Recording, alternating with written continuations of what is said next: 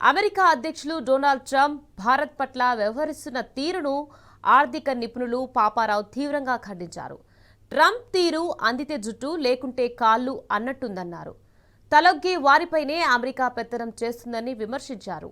America అసలు రంగు ఇప్పుడు బయటపడుతుందన్న ఆయన తాడో పెడో తేల్చుకోవాల్సిన సమయం ఆసన్నమైందన్నారు. రష్యా, చైనా, భారత్ కలిస్తే ప్రపంచ భవిష్యత్తును నిర్ణయించవచ్చంటున్న పాపారావుతో మా ప్రతినిధి Kiran face to face. America Bharat మధ్య ద్వైపాక్షిక సంబంధాలు రోజు రోజుకు ముదురుతా ఉన్నాయి. ఈ నేపథ్యంలో ట్రంప్ తీసుకున్నటువంటి నిర్ణయాలు భారత్ పైన ఎలాంటి ప్రభావం చూపబోతున్నాయి? మనతో మాట్లాడడానికి ఆర్థిక నిపుణులు పాపారావు సార్ మనతో పట్టినారు. సార్ నమస్కారం సార్. ఈ అమెరికా భారత్ మధ్య జరుగుతున్నటువంటి ఈ వివాదాలు ఏవైతే ఉన్నాయో వాటి ఎట్లా ప్రభావం ఉండబోతుంది సార్? అదొక ట్రంప్ స్వభావమే కాదు, అమెరికా తాలూకు నిజమైనటువంటి స్వభావం ఏంటి అనేది ఈరోజు భారత ప్రజలందరి ముందు ముసుగు నెమ్మదిగా తొలగిపోతుంది. కానీ ఇక్కడ బాధాకరమైన విషయం ఏంటంటే భారత ప్రభుత్వంలోని వాళ్ళు కూడా, మోడీ గారు లాంటి వాళ్ళు కానీ, లేకపోతే క్యాబినెట్ లేకపోతే ప్రభుత్వం కూడా భారతదేశాన్ని అమెరికా స్వభావం అర్థం చేసుకోకుండా అమెరికాకి ఇంత దగ్గరగా తీసుకెళ్లి అది ఆఖరికి ఒక సమస్యగా మారి ఈరోజు మనం ఏం చేయాలో తెలియని పరిస్థితి మనకి ఏర్పడేది ఒక దురదృష్టకరమైనటువంటి విషయం. ఓవరాల్గా భారతదేశం అమెరికాకి దగ్గర అవటం మొదలైంది 1990ల తర్వాత. 91లో సోవియట్ యూనియన్ పతనం తర్వాత సంస్కరణలు కూడా వచ్చినాయి భారతదేశంలో. అప్పుడే ఆ షరతుల ప్రకారం భారత ఆర్థిక వ్యవస్థ రూపుదిద్దుకుంది గత 30-35 ఏళ్లుగా. ఆ క్రమంలోనే ప్రపంచ బ్యాంక్, IMF అంటేనే ఆటోమేటిక్గా దాని వెనక ఉండేది అమెరికా, కాకపోతే యూరోపియన్ యూనియన్. ఈ దేశాలే మెయిన్ దేశాలు, ధనిక దేశాలు, పాశ్చాత్య దేశాలు IMF ప్రపంచ బ్యాంకుల వెనకుండి భారతదేశ ఆర్థిక విధానాలను నిర్దేశిస్తున్నాయి. అంటే గత 30 సంవత్సరాలుగా భారతదేశం అమెరికాకి దగ్గరగా మూవ్ అవటం మొదలైంది. కానీ గత 10 సంవత్సరాల కాలంలో ఇది మరీ వేగం పెరిగింది. బీజేపీ అధికారంలోకి వచ్చిన తర్వాత హౌడీ మోడీ రూపంలో ట్రంప్కి ఎలక్షన్ క్యాంపెయిన్ చేసిన దాకా పోయినటువంటి పరిస్థితి మోడీ. వేరే దేశ వ్యవహారాల్లో మనం జోక్యం చేసుకోవడం ఒక రకంగా. దీంతో ఏమైందంటే ఒక రకమైనటువంటి, అదే కాకుండా చాలా విషయాల్లో ఓవరాల్గా మనకి చైనాతో సరిహద్దు వివాదాలు ఉన్నాయి. అలాగే చైనాతో బీజేపీకి అయితే సైద్ధాంతిక విభేదం కూడా ఉంటుంది సహజంగానే. బీజేపీ సిద్ధాంతాల్లోనే యాంటీ కమ్యూనిజం ఒక ప్రధానమైనటువంటి భాగం. కాబట్టి ఏంటంటే సహజంగానే వాళ్ళు కమ్యూనిజం పట్ల, చైనా పట్ల ఒక ద్వేషభావం ఉండటం, అది ఇంకా వీళ్ళని అమెరికాకి దగ్గరగా తీసుకెళ్ళింది. చైనాకి చెక్ పెట్టేది, లేకపోతే చైనా నుంచి రక్షణ పొందాలనేది, చైనా ఎదగకూడదనేది, లేకపోతే అమెరికాకున్న దాని ఆకాంక్షలన్నింటిలో మనం కూడా తెలియకుండానే భాగస్వామ్యం అయిపోతూ వచ్చాం. ఈ క్రమంలో జరిగింది ఏంటి, అమెరికా అడిగిందే తడుగా మనం అన్ని ఇస్తా పోయాం. ఇప్పుడు ఉన్నటువంటి సిచ్యువేషన్లో 25% ట్యాక్స్ను వేయటం కావచ్చు, లేదంటే ఇప్పుడు మళ్ళీ దాన్ని 50% సుంకంగా పెంచడం కావచ్చు, మరింత పెంచుతానంటూ తాను చేసినటువంటి వ్యాఖ్యలు ఎట్లా ఉండబోతుంది సార్? ఈ రెండు దేశాల మధ్య ఉన్నటువంటి ద్వైపాక్షిక $500 బిలియన్ల వ్యాపారం చేయాలనుకున్నారు 2030 నాటికి. ఎలా చేస్తారు? వాళ్ళు మన దగ్గర కొన్ని కొనాలి, మనం వాళ్ళ దగ్గర కొన్ని కొనాలి. అవసరమైనవి వాళ్ళ దగ్గర, మనకు అవసరమైనవి వాళ్ళ దగ్గర ఏమన్నా చూసుకుని మనం కొనాలి. వాళ్ళకి అవసరమైనవి మన దగ్గర ఏమన్నా చూసుకుని, ఇట్లా కాదు ఏకపక్షంగా మనం కొంటే వాడికి పెరుగుద్ది. ఇది లెక్క. ఆయుధాలు అమ్మటం మొదలు పెట్టాడు. అప్పుడే F-32 విమానాలు ఏదో కూడా కొంటామని చెప్పి ఓకే చేసాం. చాలా ఇట్లా ఏంటంటే ఏకపక్షంగా అమెరికా దగ్గర, అంటే అమెరికా ఏకపక్షంగా మనకు అమ్మటం, మనం కొంటాం. ఎందుకు కొంటున్నామో తెలియని స్థితి. ఒకసారి ఆయుధాలు మనకు అవసరమే, నిజమే. భారత సైన్యం ఆధునీకరించబడాలి. అసలు ఈ రోజు ఆధునిక యుద్ధంలో డ్రోన్ల పాత్ర ఎంత పెరిగిన తర్వాత ఎసిమెట్రిక్ వార్ఫేర్ అనేది, ఒక డ్రోను ఒక విమానం కంటే పవర్ఫుల్ గా పనిచేస్తుంది చాలాసార్లు. చాలా ఖరీదు తక్కువ. డ్రోన్కు $100 కూడా మీరు తయారు చేయొచ్చు. విమానం కావాలంటే బిలియన్ల కొద్ది డాలర్లు పెట్టాల్సినటువంటి పరిస్థితి ఉంది. కాబట్టి ఏంటంటే మనం ఏకపక్షంగా మనకు అమ్మే ప్రయత్నంలో అమెరికా ఉంది. నిరంతరంగా దానికి భారత ప్రభుత్వం గత 10 ఏళ్లుగా సహకరిస్తే వాళ్ళు అమ్మిందల్లా కొంటున్నాం మనం. ఇదేంటంటే అమెరికా బలంగా ఉంటేనే మనం బాగుంటాం అన్నట్లు లెక్కలో తయారు చేశారు. దీన్ని అలసుగా తీసుకున్నాడు ట్రంప్. వీళ్ళు ఎదురెదురుపోయి ఇవ్వటం, మీ ఇంటికి వస్తే నాకేమిస్తావు, మా ఇంటికి వస్తే నాకేం తెస్తావు, ఇదే ధోరణి. అక్కడికి పోయినా మనమే ఇవ్వాలి, ఇక్కడికి వచ్చినా ఆయన మనమే ఇవ్వాలి వాళ్ళకి. అంటే ఏకపక్షంగా లాక్కోవటమే మన దగ్గర నుంచి కార్యక్రమం. ఇవాళ చైనా చెప్పింది కూడా అదే కదా. గ్లోబల్ టైమ్స్ పత్రికలో అదే, వాళ్ళు మనల్ని సమర్థిస్తానే మాట్లాడారు. చైనా సంతోషం, మనకు అనుకూలంగా మాట్లాడారు. ట్రంప్కు వ్యతిరేకంగా మనకు అనుకూలంగా మాట్లాడారు. అలా మాట్లాడడం వల్లనే చైనా మీద కూడా సుంకాలు వేస్తానంటూ కూడా కొన్ని వ్యాఖ్యలు అయితే నిన్నటి నుంచి వినబడతా ఉన్నాయి సార్. ఇది కూడా అందులో భాగం అనుకోవచ్చు. ఇంతకుముందు వేశాడు కదా, ఏమైంది? ఎదురు వాళ్ళు వేశారు, కామ్గా కూర్చున్నట్టు తగ్గాడు కదా 145. అందుకని ఎదురు తిరిగే వాళ్ళ దగ్గర మామూలుగానే ఉంటున్నాడు. ట్రంప్ ధోరణి అంటే ఏంటంటే ఎదురు తిరిగి గట్టిగా జవాబు చెప్తే కామ్గా ఉంటున్నాడు. చైనా ఎదురు తిరిగింది, 145% వేశాడు. వాళ్ళు కూడా వేశారు 150% దాకా. ఇక నీతో మాకు అనవసరం, ఇంకెంత వేసుకున్నా సేమే కాబట్టి, ఆ పైన ఎంత వేసుకున్నా సేమే కాబట్టి నేను ఇంకేం మాట్లాడి నీ పని నువ్వు చేసుకో అన్నాడు.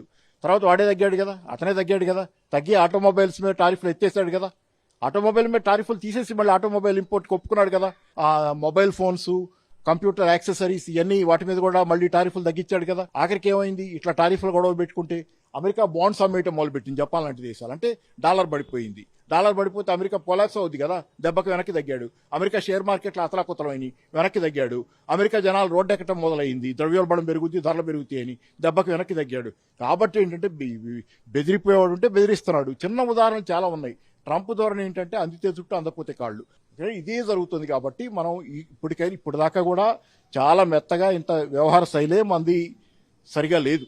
ఎలాగైనా బయటపడదాం అనే ధోరణిలో ట్రంప్తో పోతున్నాం. గత 2-3 నెలలుగా ఏప్రిల్ నుంచి వేస్తున్నాం ఈ టారిఫ్లు మన మీద. అప్పటి నుంచి కూడా మనం ఏం చేస్తున్నాం, అయితే అయింది మెల్లగా పోదాము, ఆ బయలేటరల్ ట్రేడ్ అగ్రిమెంట్ ఏదో కుదిరితే కనుక ఈ సమస్య అంతా వదిలిపోద్ది కదా, జాగ్రత్తగా కుదుర్చుకుందాం అంటే బయలేటరల్ ట్రేడ్ అగ్రిమెంట్లో ఏమంటాడు, అగ్రికల్చరు డైరీ కూడా ఓపెన్ చేయమంటాడు. అగ్రికల్చర్ డైరీని ఓపెన్ చేస్తే నీ దేశం సర్వనాశనం. భారతదేశంలో సగం మంది కొట్టుకుపోతారు, మట్టి కొట్టుకుపోతారు.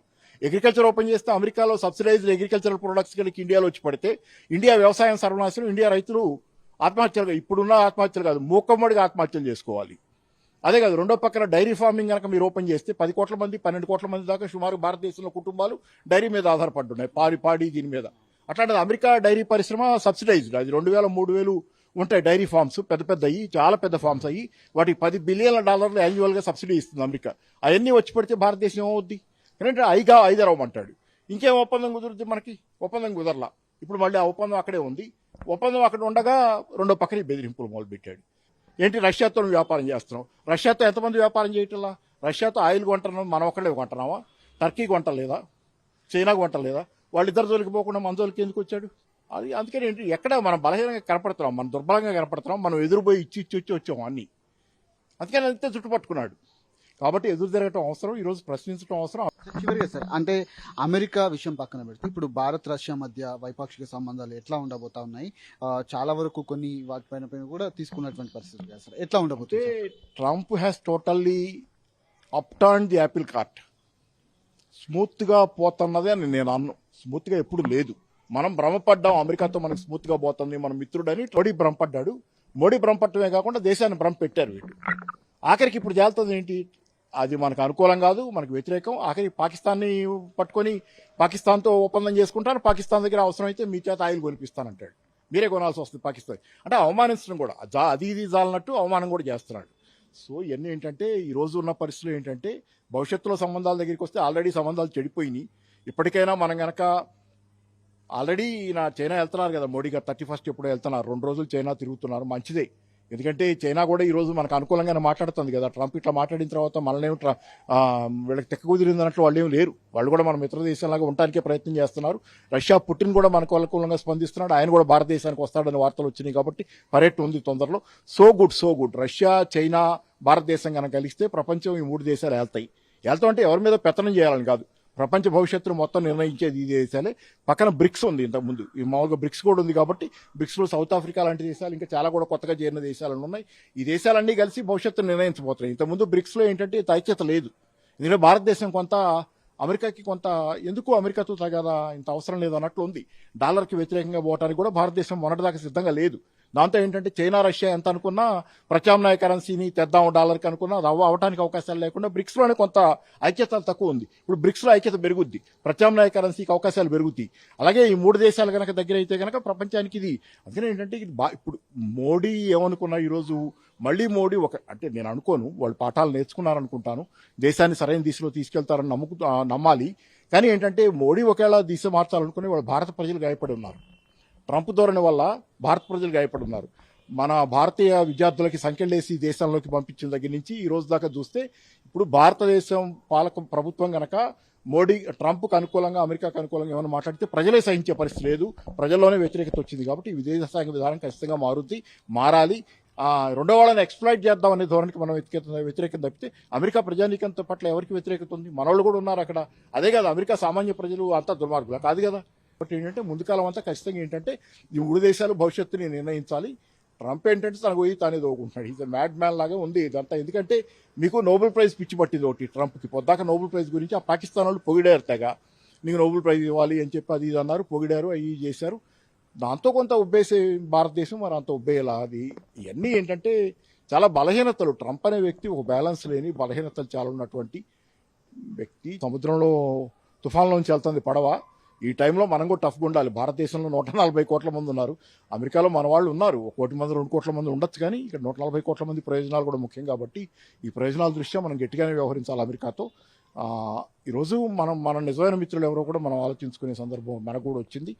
ముఖ్యంగా అమెరికాతో భారత్ తాడోపేడో తేల్చుకోవాల్సినటువంటి సమయం ఆసనమైంది. అంతేకాకుండా భారత్, రష్యా, చైనా ఈ 3 దేశాలు కనుక కలిస్తే ఖచ్చితంగా భవిష్యత్తు మంచిగానే ఉంటుంది. పూర్తిగా ట్రంప్ తోటి ఉన్నటువంటి వివాదాలు ఏవైతే ఉన్నవన్నీ గట్టిగా భారత్ నిలబడితే తను కూడా ఏం చేయలేకపోతాడు. ఖచ్చితంగా తను వెనక్కి తగ్గేటువంటి అవకాశాలు ఉంటాయి. కాబట్టి రాబోయేటువంటి రోజుల్లో ఈ 3 దేశాలు కనుక కలిస్తే ఖచ్చితంగా అమెరికా పైన కావచ్చు, అటు అమెరికాలో ఉన్నటువంటి ప్రజలకు మనం వ్యతిరేకం కాదు, అక్కడ ఉన్నటువంటి ప్రభుత్వానికి, పాలక వర్గానికి మాత్రమే మనం వ్యతిరేకం. కాబట్టి ఖచ్చితంగా తాడోపేడో తేల్చుకున్నటువంటి సమయం ఆసన్నమైందంటూ కూడా తాను వ్యాఖ్యలు చేస్తా ఉన్నారు. కెమెరా మధుతో కిరణ్ టీ న్యూస్, హైదరాబాద్.